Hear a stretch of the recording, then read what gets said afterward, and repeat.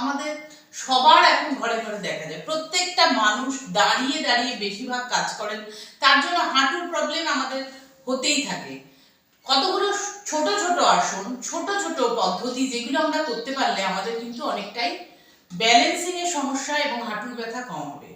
সবসময় আমরা পেছন দিকে হাঁটার চেষ্টা করব। যখনই সময় পাবো এই এক্সারসাইজটা আমরা করতেই পারি, পেছনে হাঁটা। এক পা এক পা এক পা এক পা করে পেছন দিকে হাঁটবো, অবশ্যই ব্যালেন্সের দিকে লক্ষ্য রেখে।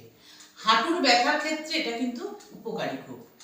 হাঁটু টানা ছাড়া আকুঞ্চন প্রসারণ, হাঁটুকে টানুন ছাড়ুন, টানুন ছাড়ুন। অনেক ক্ষেত্রে দেখা যায় অনেকেই পা সোজা করতে পারেন না।